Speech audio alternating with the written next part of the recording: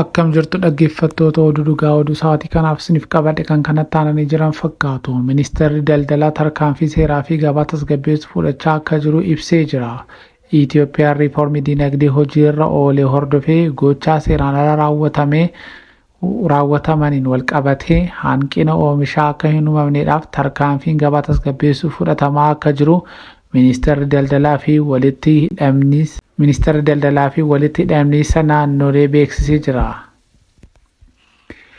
Haaluma kanaan torban kana eegalee zayita nyaataa liitirii miliyoona 14 sadarkaa biyyaalessaa irratti raabsamuudhaaf ta'u ministeerichi ibsanii jiru. Ministeerichaa Kaasahuun Gonfeen buufata gumuruuk Adaamaatti konkolaattota meeshaalee bu'uuraa fe'anii dhaabbatan 700 ol adeemsa seeraa gumuruuk xumuruudhaaf ibsanii. Abbootiin qabeenyaa waliinis oomisha gabaaf dhiyeessuun haala danda'amu irratti mari'achuu isaanii kallattii waloo akeekuu beeksisanii jiru. Gama biraatiin ministeerichi biiroolee daldala naannoo fi magaalota waliin ta'uudhaan daldaltootaa fi dhaabbilee daldalaa hojii seeraa alaa irratti bobba'an irratti tarkaanfii fudhachuu isaa ibsanii jiru. Akka ministeerichi ibsanitti hanga ammaatti waliigalaan dhaabbilee daldalaa 2,202 kan ta'an irratti samsamuun yeroo ta'u dhaabbileen 6 eeyyama daldalaa isaanii haqameera jedhaniiru. Kana malees daldaltoonni hojii seeraa alaa irratti bobba'an 87 hidhaan adabamuun isaanii ibsanii jiru. Oduu gara biraatiin lammiileen Itoophiyaa Afrikaa kibbaa keessatti haala namummaa hin qabne keessaan ugguramanii turanii baraaramanii jedha. Poolisiin Afrikaa kibbaa lammiileen Itoophiyaa 90 kanneen fedhii isaaniitiin ala Afrikaa kibbaa magaalaa Johannesburgitti ugguramanii turanii gadhiisisuu beeksisee jira. Dubbii himaan poolisii biyyaalessaa Birgaadeer Atlindaa Maatee akka ibsanitti namoonni kun haala namummaa hin qabne keessatti jiraachaa turanii jedhani. Poolisiin biyyattii nama butamee tokko barbaadaa osoo jiru lammiilee Itoophiyaa eeyyama hin qabne kutaawwan dhiphoo keessatti ugguramanii argamuu isaanii ibsee jira. Namni jalqabaa butamee barbaadamaa ture maatii isaarraa maallaqa gaafatamaa turuun eeramee jira. Lammiileen Itoophiyaa poolisiin gadhiisise kunin hundi yaala fayyaa kan argatan yeroo ta'u shakkamtoonni 2 bakka sanatti to'annoo jala oolanii jiru jedheera. Poolisiin Saawuz Afrikaa kan ta'e Birgaadeer Atleent Maateen waa'ee shakkamtoota to'annoo jala oolanii ilaalchisee waa'ee ibsanii dhiyeenya kanaa mana murtiitti dhiyaatanii himannaan namaa ukkaamsuu fi daldala namaa irratti banamaa jedhanii dubbatanii jiru. Oduu baargamaa isiniif qabanne keessatti immoo ministeerri muummee Baangilaadesh Sheek Hasiinaa mormitoonni masaraa weeraranii biyya qabatanii. Ministeerri muummee Baangilaadesh Sheek Hasiinaa mormitoonni masaraa weeraraan biyya qabatanii. Ministeerri muummee Baangilaadesh Sheek Hasiinaa hiriirtonni masaraa mootummaa weeraranii aangoo gadhiisanii biyyaa baqatanii. Bara 2009 aangoo kan qabatan ministeerri muummee Hasiinaa battala mormiin hammaatee hiriirtonni masaraa mootummaa seenanii helikopteraan gara Indiyaa magaalaa Agartaalaa akka balali'anis himamee jira. Taatee kana booda hoogganaa humna waraanaa biyyattii Jeneraal Waaq Uuz Zaman lammiilee biyyattii haasaa taasisuu jedhamee eegamaa jira.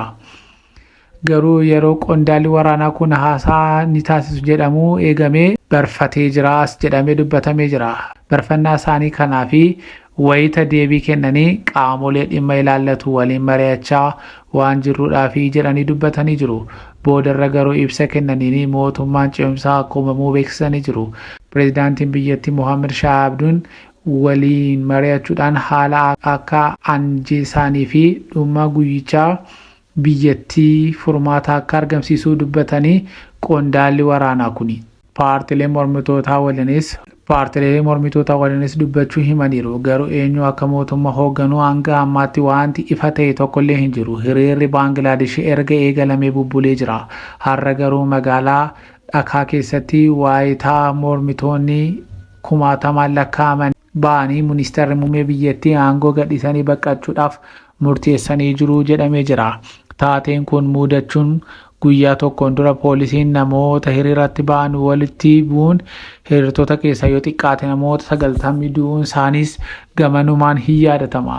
Hiriirtonni gariin mana jireenyaa ministeera muummee Hasiinaa kan magaalaa Dhakaa keessatti argamu haleelaa turani. Hiriirtonni iddoo jireenyaa ministeera muummee Hasiinaa seenuun weeraruu qofa osoo hin taane saamaas akka turanis dubbatamee jira.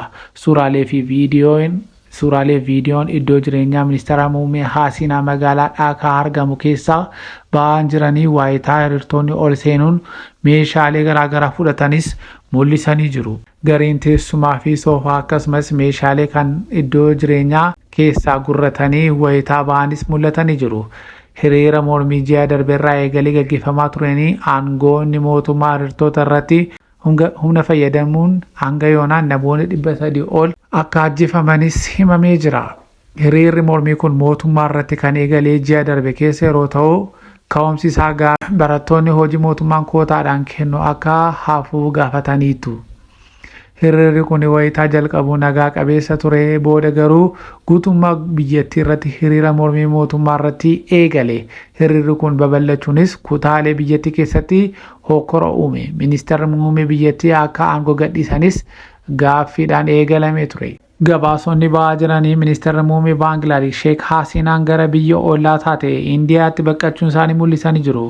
Waggoota darbaniidhaaf Indiyaa michoofachaa kan turanii michummaan kunis amma bu'aa buuseeraa fi jedhamaa jira. Baangilaadesh kutaa kaaba ba'aa Indiyaa hedduu waliin daangaa qooddatti.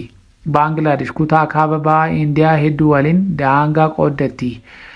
Bulchitoonni Baangilaadesh daangaa Indiyaa argaman hedduun hidhattoota waliin wallaansoo keessa turani. Indiyaan waliin hariiroo mishaa qabaachuun gama kanaan Baangilaadesh fayyadee jira jedhamee jira.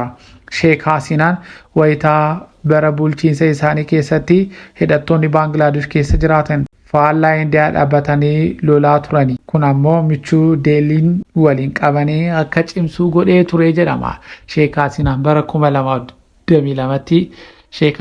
2022tti waayitaa Indiyaa daawwatanii biyyi mootummaa fi humna waraanaa Indiyaa erga Sheek Hasiinaan bara 2022tti waayitaa Indiyaa daawwatanii biyyi mootummaa fi humna waraanaa Indiyaa erga bara 1971tti Baangilaadesh walabummaa ishee gonfattee kaasanii akkamiin akka isaan cina dhaabbachaa turan uummata isaaniifis ibsanii turanii. Haa ta'u malee michummaan isaanii Deelii waliin qabanii fi gargaarsi isaan argatan kun mormitoota biratti hedduu akka qeeqames dubbatamee jira. Dhaggeeffattoota keenya oduun sa'aatii kanaaf isiniif qabadhe kan kana fakkaatanidha. Fuula YouTube kanaa like, share, subscribe gochuu hin dagatinaa.